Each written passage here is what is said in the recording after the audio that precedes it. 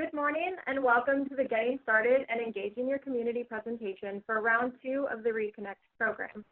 My name is Olivia Tuttle and I'm a member of the USDA RUS ReConnect support team. I will be your presenter for today's webinar.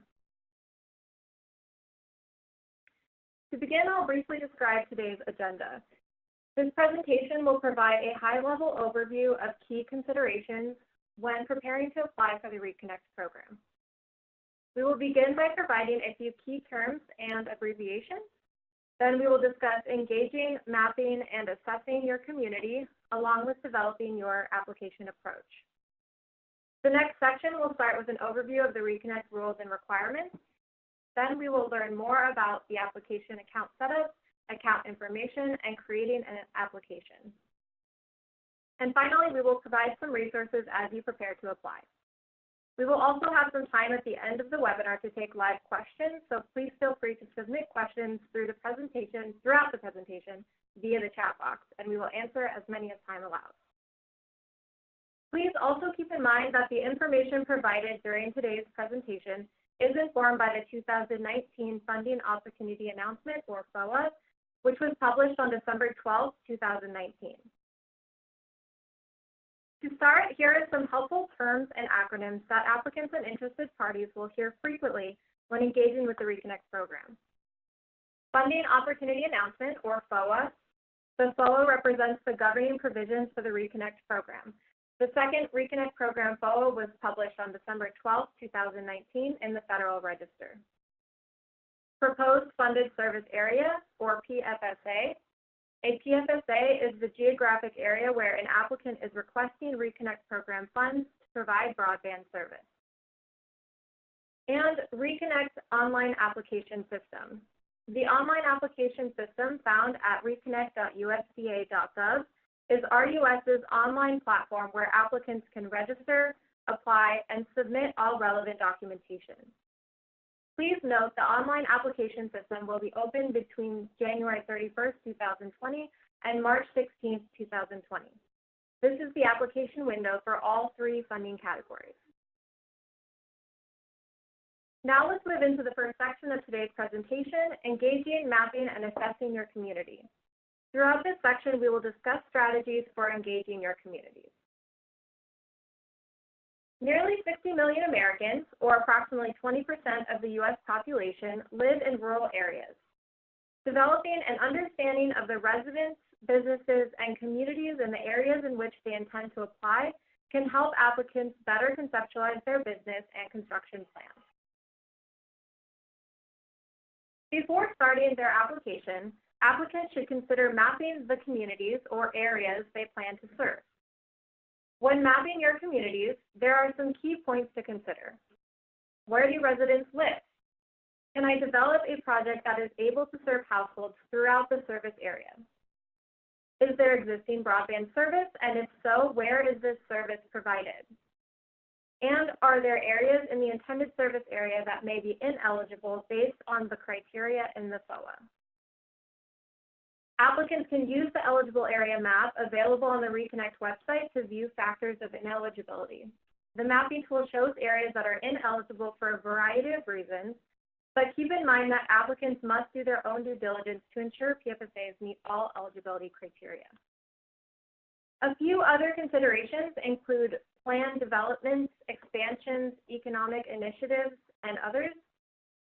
Having an understanding of how the population and economic demographics of your planned areas may change in the coming years can help further inform your business plan. Taking these items into account can help applicants forecast demand, thus revenue, and ultimate success of a project. Along with mapping your communities, it is important to gain an understanding of how well you are meeting stakeholder expectations.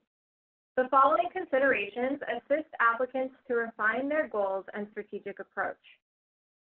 To assess expectations and performance, ask yourself, what do the residents of the rural area you are proposing to serve expect from the applicant in this project? Consider, what is the level of need for broadband in this community? What does the community expect from the applicant to be successful when their grant and/or loan has been awarded? What level of support does the community expect? How well is the applicant currently meeting their consumer expectations with current projects?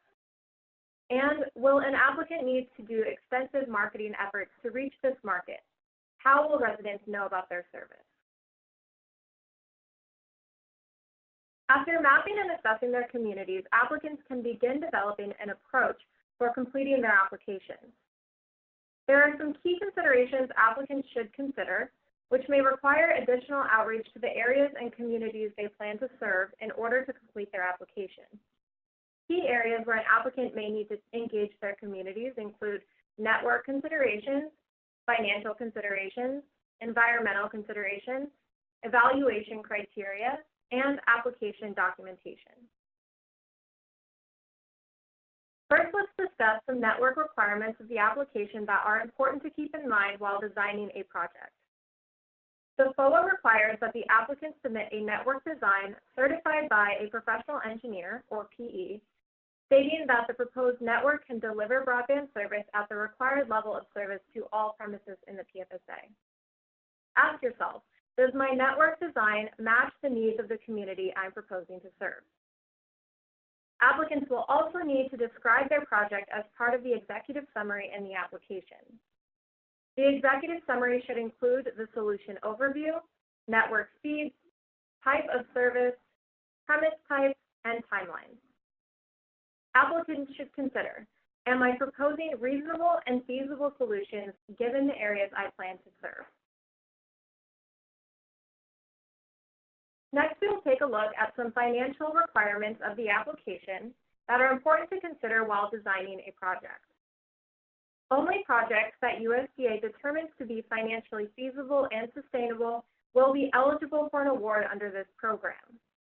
A project is financially feasible when the applicant demonstrates that it will be able to satisfy the following conditions: generate sufficient revenues to cover expenses, produce sufficient cash flow to service all debts and obligations as they come due, have a positive ending cash balance as reflected on the cash flow statement for each year of the 5-year forecast period, and depending on the funding type, the applicant must meet either a minimum times interest earned ratio or tier of 1.2, a minimum debt service coverage ratio or DSCR of 1.2, or a minimum current ratio of 1.2. Additionally, applicants must demonstrate positive cash flow from operations at the end of the forecast period.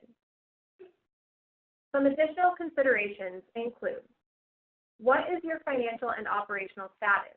Are you new to broadband or an experienced provider? Where is your PFSA? What kind of access do people already have in that area? Who are the other providers? What can customers afford to pay for broadband service? And are these financial projections reasonable given the demographics of the proposed service areas? Next, let's review some environmental requirements of the application.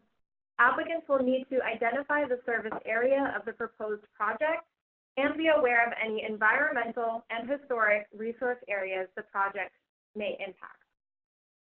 Applicants should also consider whether the project will require new rights of way and whether the project service area will impact native tribal land, protected farmland, or federal land owned by federal agencies other than USDA.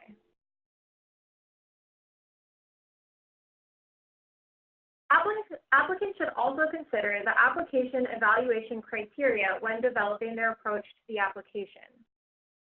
The criteria include the rurality of the proposed service area, any farms served, performance of offered service. Specifically, points can be achieved for providing 100 megabits per second symmetrical service, meaning 100 megabits per second downstream and 100 megabits per second upstream. However, note that 25.3 megabits per second is the minimum threshold, and no points will be awarded for meeting this requirement.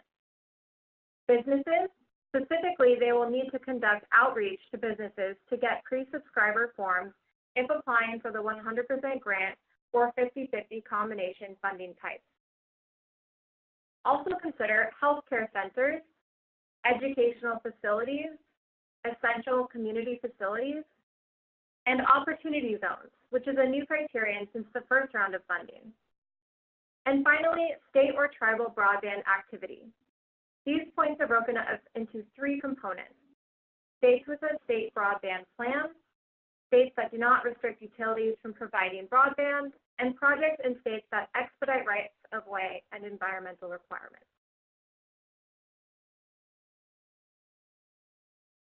Other application considerations, in addition to evaluation criteria and network, financial, and environmental considerations, may include some application considerations that are unique to the application.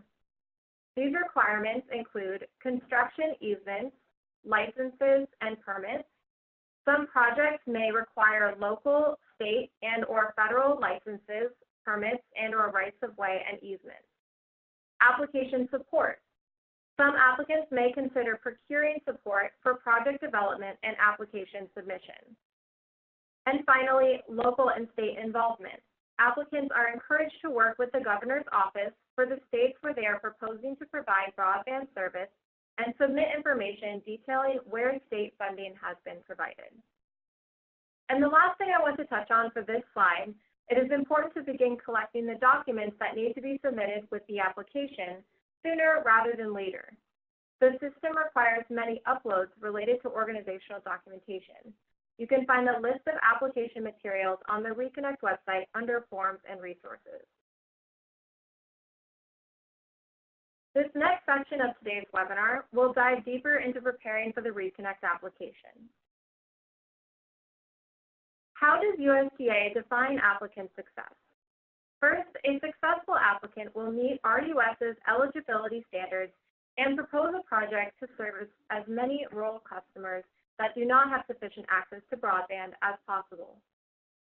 A successful application must also be submitted by the deadline, which is 6:00 p.m. Eastern Time on March 16, 2020.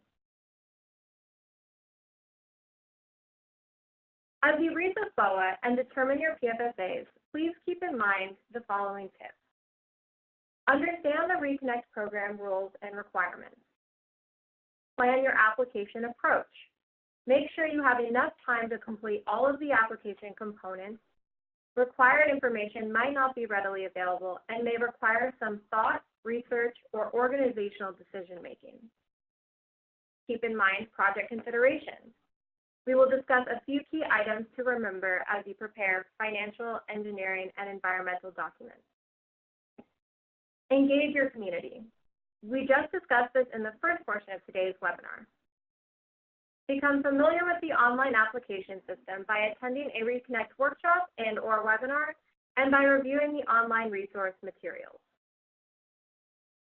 Always refer to the FOA. The FOA should serve as your go-to document for questions, instructions, and guidance as you complete the application.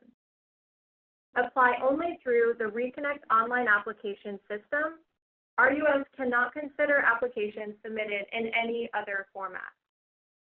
Select one funding category for your project: a 100% loan, 50% loan, 50% grant, or 100% grant.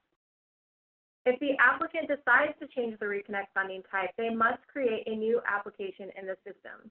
Information will not transfer from one application to another. And finally, reach out with questions. You can submit any questions you might have after today's presentation through the Contact Us form on the ReConnect website. Additionally, applicants are able to submit questions using the Contact Us feature within the application system after starting their application. Now let's discuss how to become more familiar with the funding opportunity announcement and highlight key decisions an applicant should make early on in the process.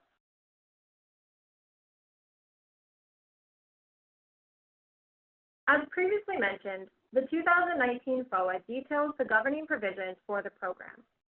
Applicants should become very familiar with the FOA in advance of initiating ReConnect application activities. The full text of the FOA is available on the ReConnect website under Forms and Resources. In addition to the FOA, the Forms and Resources page hosts a variety of other resources, including a webinar recording from December 2019 that provides an overview of the new FOA, as well as up-to-date frequently asked questions. These documents will continue to be updated and expanded upon as we continue to provide workshop and webinar events leading up to and throughout the application window. As you review the FOA and other ReConnect program resource materials, there are a few key program requirements to keep in mind. Applicants can only apply online through the online ReConnect application system. Applications submitted in any other format will not be considered. Applicants can only apply for one of the 3 funding categories. And as previously mentioned, the online application system will be open between January 31st, 2020 and March 16th, 2020. The deadline for all 3 funding categories is 6 p.m. Eastern Time on March 16th.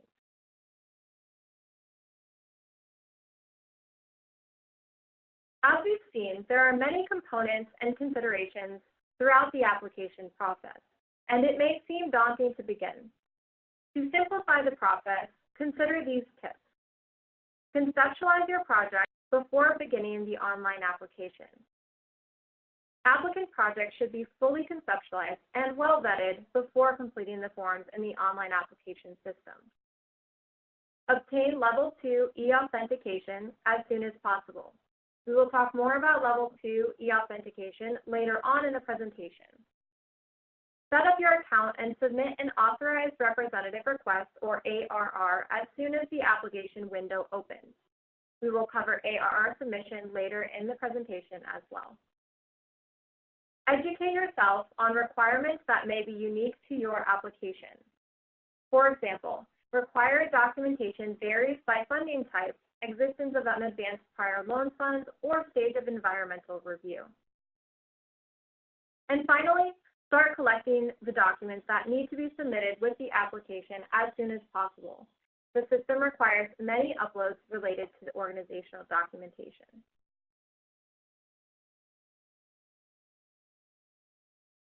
Once you have become familiar with the FOA, reviewed the ReConnect program requirements, and conceptualized your project, it is time to start thinking about how to apply. All applications under this FOA must be submitted through the RUS online application system located at reconnect.usda.gov.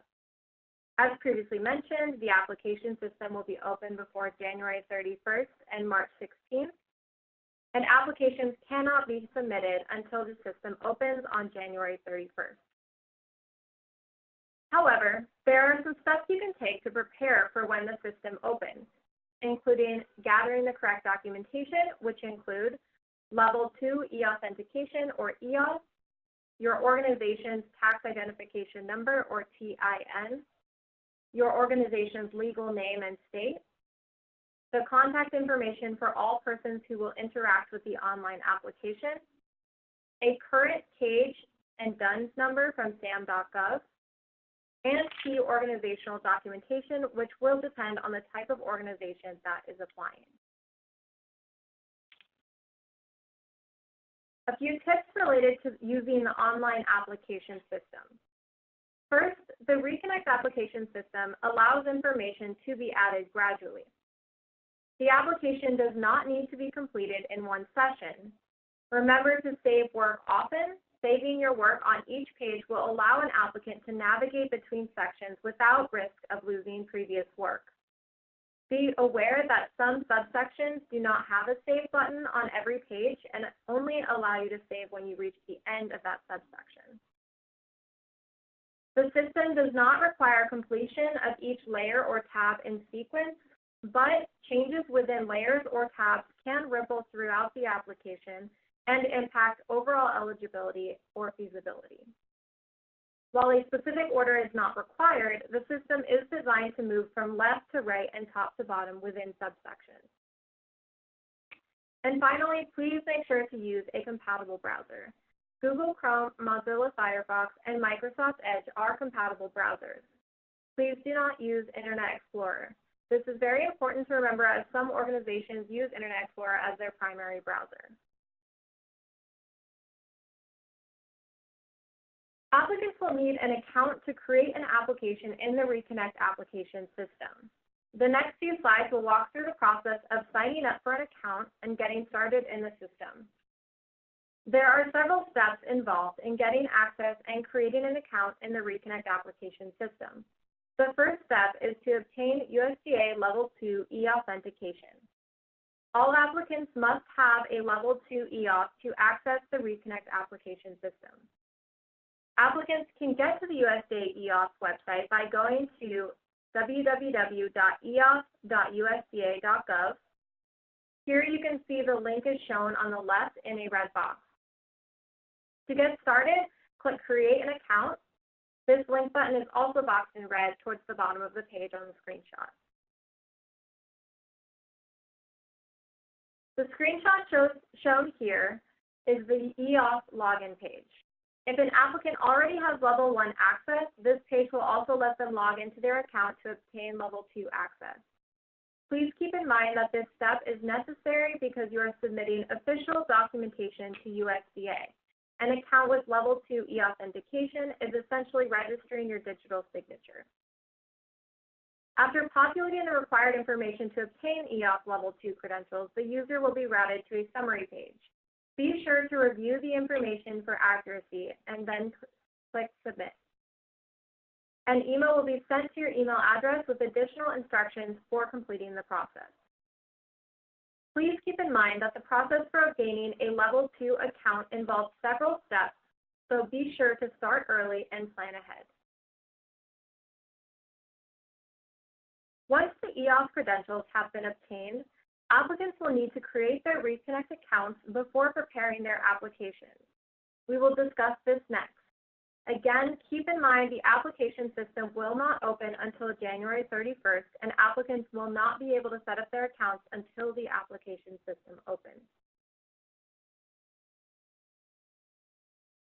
The second step to creating an application is to submit an authorized representative request, or ARR. This request ensures that the right people from the applicant's team have the administrator and representative signature certifier roles. The ARR is important because it signifies that the applying entity has the authority to enter into a legal agreement with USDA. The ARR designates the representative signature certifier, abbreviated as RepSignCert, and administrators. The ARR can be submitted by either the RepSignCert or administrator, but must at a minimum assign the RepSignCert. Administrators and representative signature certifiers must be employed by the applying entity. More than one person can be assigned the administrator role, but only one person may be designated as the RepSignCert. Both roles can interact with the application and connect other users to the applicant's account. However, only the RepSignCert has the authority to provide signatures, authorize certifications, and submit the application. To verify that the correct people are assigned to these roles, the governing body resolution must be submitted. Instructions are on the ReConnect website, and they provide two sample resolutions, corporation and LLC. If the applicant is an entity other than a corporation or LLC, then the content in the sample resolutions can be modified to reflect the applicant's legal structure. The screenshot on this slide shows where to find the ARR resolution instructions and samples on the ReConnect website. If you start at reconnect.usda.gov, these instructions will be found under Forms and Resources in the section labeled Application and Award Materials. After preparing the governing body resolution, you are ready to submit your ARR in the system. Again, please note, ARRs will only be accepted once the application system has opened on January 31st. Additionally, applicants who acquired an ARR during the first round of ReConnect funding will be able to use their existing ARR for the second round of funding.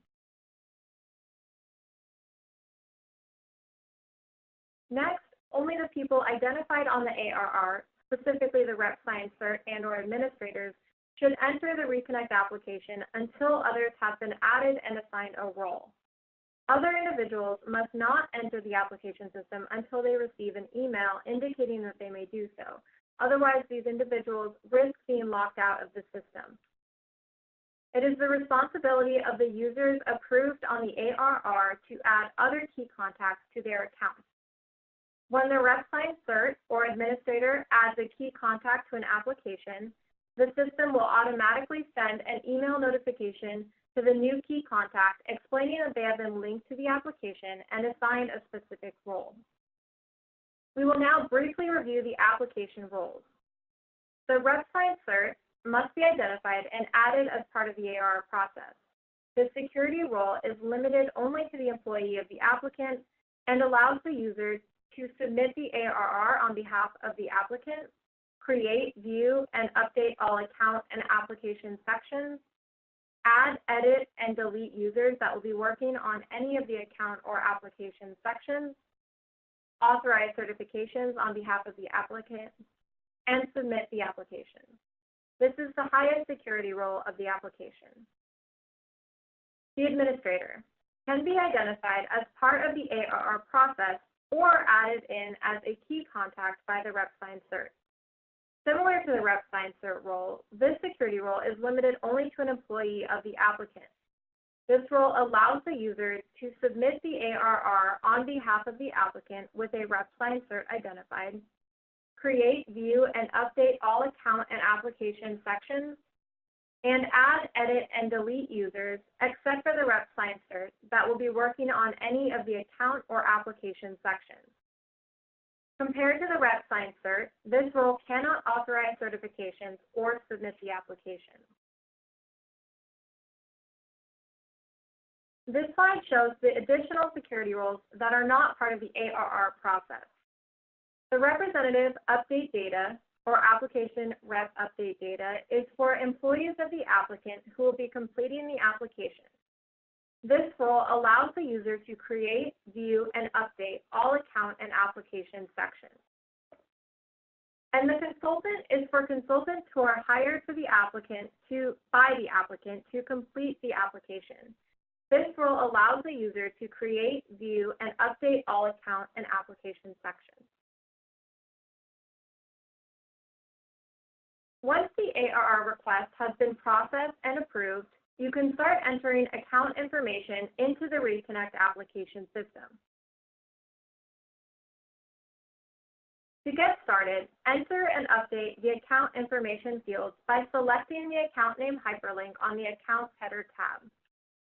As you can see, there are multiple tabs on the home page which allow applicants to manage account information, key contacts, documents, and RUS IDs. Next, the user should navigate to the Account Information subheader tab to populate the required account information. The general account information required to submit an applicant includes, but is not limited to, the common name for the applicant, the cage DUNS number, the address, and the borrowing entity type, to just name a few. Please keep in mind that the cage code and DUNS number can take some time to obtain. Even if you decide not to submit an application, it is recommended to do this as soon as possible. There is no cost associated with either. An application submitted without a cage code and DUNS number cannot be considered for an award. Under account information, applicants will also need to upload organizational documents, parent company information, affiliate information, subsidiary information, identify key contacts, upload account documents, and provide existing RUS IDs as applicable. In this final section of today's presentation, we will briefly walk through the process of creating your application. Once all account information has been provided, you can navigate to the application's homepage by selecting the account name hyperlink on the authorizations page. To create a new application, select the certification button as shown. You will then be prompted to select the funding type, 100% loan, 50/50 loan grant, or 100% grant, and application year. Once the user selects the funding type and application year, a blank application will be created. Please remember that this selection cannot be edited later down the application preparation process. Multiple applications may be activated simultaneously. However, the type of application cannot be changed after it has been created. For example, if you begin a 100% grant application and decide later on that you would like to switch to the 50/50 loan grant combination, you will not be able to easily switch funding type within the current application. You will have to start an entirely new application. The application year will automatically default to the current calendar year, 2020. And please also keep in mind, once again, only one application may be submitted per entity under this FOA. We are now ready to develop the application. As previously mentioned, the application system does not require completion of each layer or tab in sequence, but please remember changes within layers or tabs can ripple throughout the application. Depending on your preferred funding category, awardee type, project and service area characteristics, the application will automatically filter out sections that are not required or applicable. Applicants should also be aware that specific answers to various application components will have downstream effects, prompting the applicant to prepare additional relevant forms. Before we move on to the final section of today's webinar, I will spend a couple of minutes to briefly highlight the sections seen on the home screen here. The project section is where applicants complete the project information, required level of NEPA review, and upload project documents. The service area section is where applicants draw the service area polygon. The network section is where applicants provide the network design, identify key build-out timeline and project milestones, prepare capital investment workbooks and schedules, and upload and manage network documents. In the financial section, applicants provide financial statements, revenue schedules, and existing amortization schedules for other sources of debt, to just name a few. The environmental section is where you will prepare construction maps identifying and describing sites and routes, complete EQs or environmental questionnaires, and upload environmental documents. Note that the EQs are available outside of the application. You can view them now on the ReConnect website under Forms and Resources. Other sections of the application include evaluation criteria, licenses and agreements, certifications, and documents. Lastly, you will have the ability to review the summary and submit the application. The system will run a validation of your application and flag any areas that may need additional review.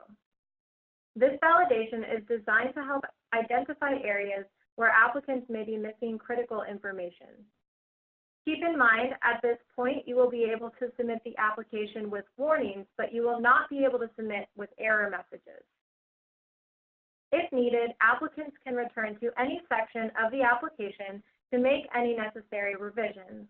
However, keep in mind that changes to any part of the application could potentially trickle down and impact other sections of the application. Be sure to carefully review all information for accuracy and completeness before submitting the application. We just walked through the first steps of the application registration process and provided some key considerations when preparing to apply. Please remember, you can submit any questions you might have after today's presentation through the Contact Us form on the ReConnect website.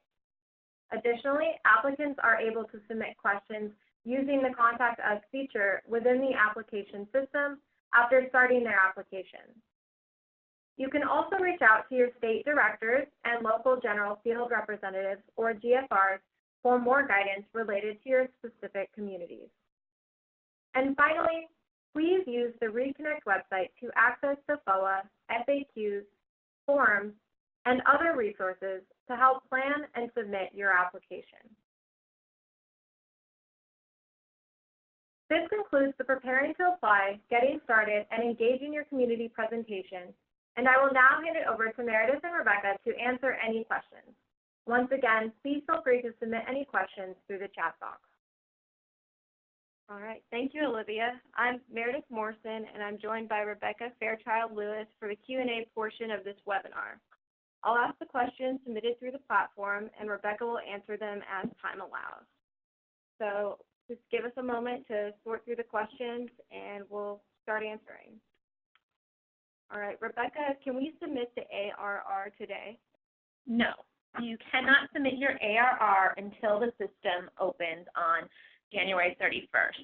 Any ARRs that are submitted prior to that date will be rejected and will need to be resubmitted once the application system opens on the 31st. Thank you. Do we need to have our own utility, or are we able to partner with a private service provider if grant funds are awarded? So you do not need to have your own utility, and USDA does encourage partnerships. Within partnerships, the applying entity does need to own all grant-funded assets. So that is something to keep in mind. All right. Can entities that have received state funding also receive ReConnect federal funding? Per the FOA, state-funded areas are not eligible for ReConnect funding. This does not mean that if an entity has received state funding, they are ineligible, just the areas for which they received that funding. So an entity is able to apply for ReConnect funding in other areas to build out at 25.3 speed. All right. The 2019 applicants with active awards are all fiber projects. Will wireless projects be considered for the 2020 funding? Yes. The ReConnect program is technology neutral. Therefore, any technology solution is possible, so wireless solutions are eligible for funding. Thank you. What is the definition of an opportunity zone? So an opportunity zone is an economically distressed community where new investments under certain conditions may be eligible for preferential tax treatment. This is the definition per the IRS. So this area, if you go to the ReConnect website, you'll be able to see a definition of the opportunity zones under evaluation criteria. There's also the data sets that you can download. So these are areas that have been identified by the IRS as opportunity zones, and USDA is using that those areas as part of this eligibility evaluation criteria. Okay. Let's see here. Can you explain how the population densities of 6 or less for rurality points will work? Does the system take your boundary and calculate the density using population data for all census blocks and census tracts inside your boundary, even if your boundary only includes one corner of a census block or tract? So the first answer is yes, that is how it works. In order to calculate the density, the system will automatically take the square mileage of all your PFSAs and the density based on the census blocks that your PFSAs overlap or intersect, and calculate your density that way. It will be an aggregate density across all PFSAs. I would like to note here that if you do not meet that criteria for the rurality points, there is another way to reach that criteria, which is if all your PFSAs are outside of a 100-mile buffer of a population center of 50,000 or more. And this information is on the ReConnect website, and you can read through how that is calculated. Additionally, on the eligible area map, you can toggle on a layer that will show you where those buffers are. Thank you. See here, I am very encouraged by your focus on community engagement. Thank you, Monica. Can you explain what evidence you will require about that engagement? Community surveys that ask residents about affordability, maximum monthly rate, speed tests, etc. Thank you. And I can repeat that if I wasn't loud enough. I can. So the question was what evidence of a community engagement is required.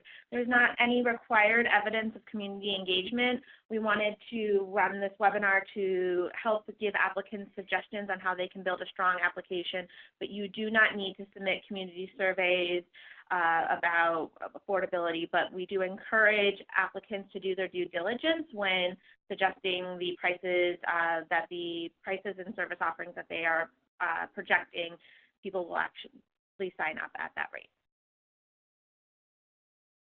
Okay. Did you say that 2018 applicants can or cannot reuse the 2018 ARR for a 2019 application? Applicants should be able to reuse their 2018 ARR, assuming all of the information on that ARR is still valid. If you have a specific question about a specific account, I encourage you to submit a question through our Contact Us link on the website, and somebody will reach out to give you confirmation on that information. Okay, and it looks like we've gotten a few more. Can you give us a second to sort through them? So I have a question here. Do PFSAs need to be contiguous? No, your PFSAs do not need to be contiguous. You may, in fact, every PFSA must be one shape, so you will, if you have multiple PFSAs, you can submit multiple different areas.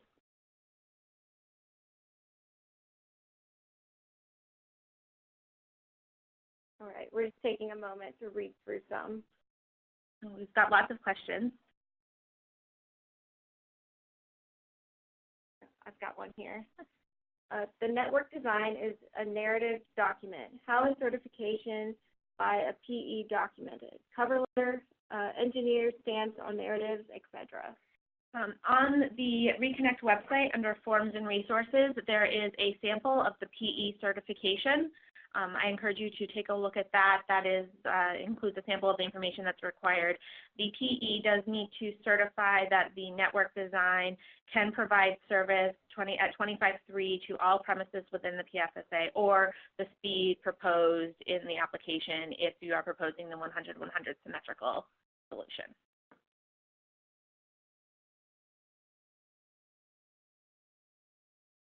Just give us a moment, folks, to see what's in the queue.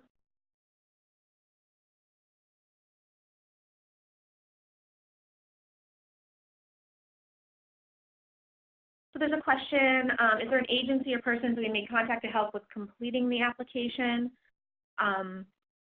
We, as the ReConnect support team, do have the USDA is providing a lot of assistance, so you can contact us through the Contact Us. There's also the local general field representatives that will be able to answer questions as well.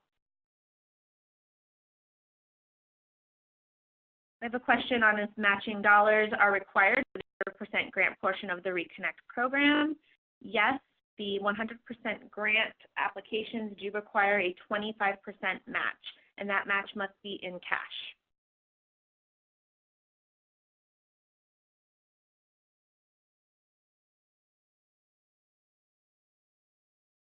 Oh, here's one. Are round one expenses to prepare the application allowable if the round one submission was unsuccessful? Round one pre-application expenses are allowable under round two if those activities help support an application for round two.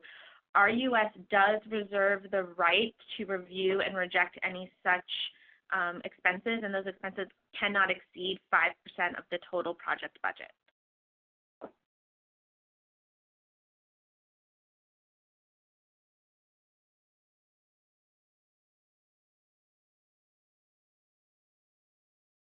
We're just taking a minute to see what's in the queue.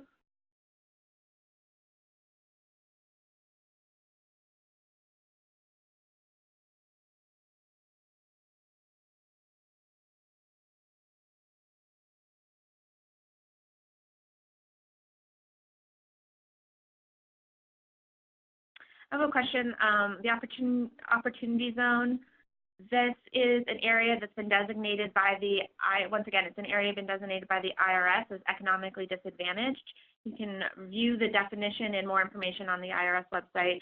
Additionally, USDA is providing the shape files for that data set, and you can explore which areas are considered opportunity zones on the eligible area map on the ReConnect website.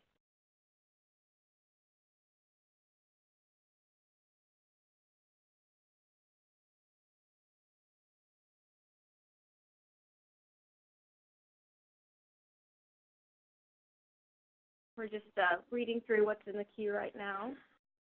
Okay, so I actually have there's a question about the eligible area map that I just discussed, so I can talk a little bit about that. On the ReConnect website, there is a map. It's called the eligible area map. This area this map has a lot of different information on it. It shows areas that are considered ineligible per the FOA, so it has the areas that the FOA, the Funding Opportunity Announcement, has indicated are ineligible. Those include non-rural areas. It includes CAF 2, Auction 903 winners, where those overlap protected broadband borrowers, so existing borrowers, any pending applications. Additionally, it has the data sets and areas that are used as part of the evaluation criteria. So you'll be able to see the healthcare centers, essential community facilities, education facilities. You'll see the opportunity zones. You can see areas of the data that is used to calculate farms served. So I encourage you to take a look at that. We'll also be doing future presentations both on evaluation criteria and on the mapping capabilities, both at the eligible area map and the map functionality within the application system. Okay. There's a question, will the application specify addresses or locations that will be served? You do not need to specify specific addresses, but you will need to draw your proposed service areas. So that is, you will need to either draw or upload shapefiles of the areas you intend to provide service. And as a reminder, you will need to provide at least 25/3 service to all premises within that service area.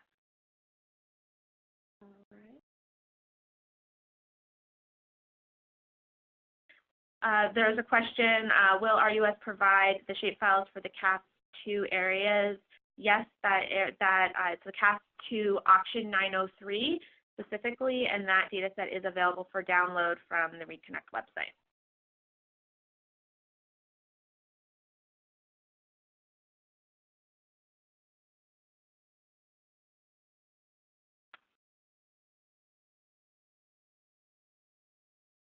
All right, we're just taking a moment to preview what's in the queue.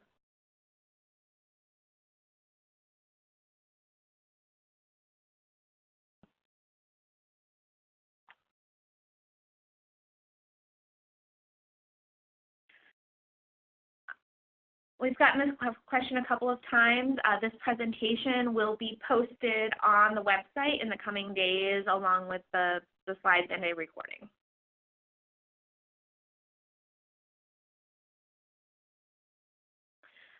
There's a question on pre-award expenses. Are pre-award expenses reimbursable if an award is made? Pre-application expenses are an eligible cost.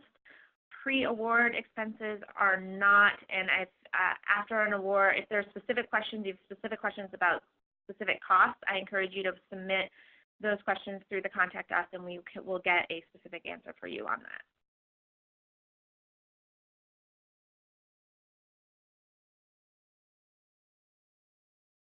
See here, sometimes there's a lag, so it takes a minute for the questions to come through.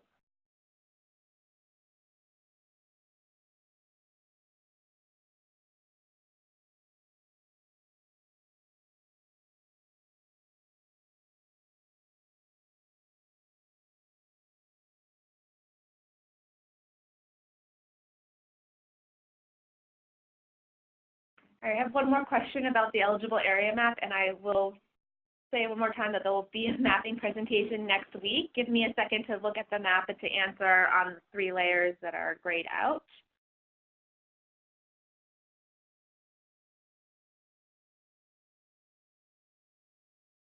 So while Rebecca's pulling that up, I can go through some common questions that we've seen frequently through the few webinars that we've done. Here's one. Are companies less than 1 year old ineligible to apply since they cannot submit an audit? So the answer to this is that all applicants must be able to provide unqualified comparative audited financial statements for the previous year from the date the application has been submitted in order to qualify. And while Rebecca's pulling up the map. Oh, yeah.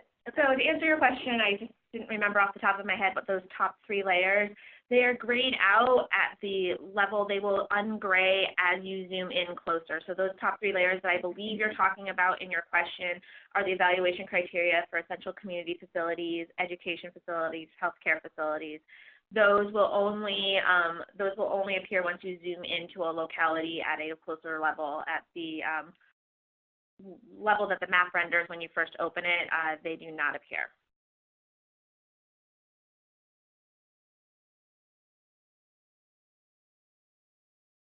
There's a question, is there a match requirement for the 50-50 application? No, there is not a match requirement for the 50-50 loan grant combination project type.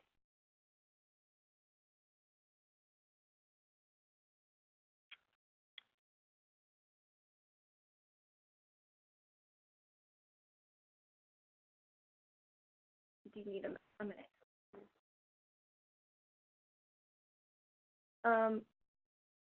Let's see here. Can an applicant reuse their round 1 application and materials without resubmitting through the round 2 application system? Unfortunately, the current system does not allow for round 1 applicants to use the same application in round 2. While all previous ReConnect applicants received access to a PDF file, they will need to start a new application to submit the required documentation for round 2. Does the funding opportunity announcement published in 2019 differ from the one published in 2018? Yes, there are a number of notable changes between the funding opportunity announcement in 2018 and in 2019. You can find a high-level summary of those changes at the beginning of the FOA, which is located on the Forms and Resources page. Additionally, you can watch a recording of our program overview webinar, which is located on the same page that goes over these changes in detail. RUS also encourages you to review the entire FOA before starting to apply, as there are some other small changes that are not highlighted at the beginning of the FOA.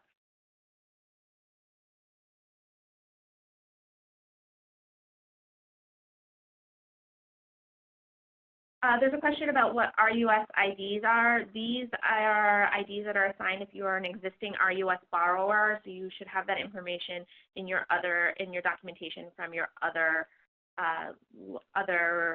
funding that you've received from USDA, RUS specifically. Okay. What counts as an essential community facility? Essential community facilities are, this definition that I'm going to read through is on the ReConnect webpage, but they are defined as, sorry, almost started to talk about educational facilities for you. Essential community facilities are defined in the FOA as public facilities that provide community service essential to supporting the safety, health, and well-being of residents, including but not limited to emergency response and public safety activities. So that's what essential community facilities are, and that data is taken from the Homeland Infrastructure Foundation level data set, and you will have information on what that data set is and where you can download it for your reference. Okay. See here. What data is used to calculate the rurality of a proposed funded service area? This data is based on the 2010 census data and is uploaded. It's based on the 2010 census data. Okay. Is there a limit on the number of applications an entity may submit? Yes. Applicants can only submit one application per funding round, so you can only submit one application, and that can only be a 100% grant, a 50-50, or a 100% loan. Okay. And can round one awardees submit an application for a different PFSA? Yes, round one awardees can submit an application for a different, to propose to serve a different area. And I think we have time for one last question. What is the minimum speed offered by a current provider that prevents us from going into that area? Confirming that it must be less than 10%. So an area is eligible, is considered eligible if the speed available is less than 10.1. This is if 90% of the households in the service area do not have access to 10.1 speed. So 10% of this is a change from the first round. It's 90% across all three funding types, but it will be, so if 10% or more of the households are receiving over 10.1, then the area would be considered ineligible. Okay. And it looks like we're running up against the hour, so it's time to bring the webinar to a close. Thank you for tuning in this morning. If you have additional questions, or if we were unable to address your question here, please submit to our help desk. And as a reminder, the webinar slides, recording, and transcript will be posted on the ReConnect website in the coming days. And that concludes our webinar. Thank you.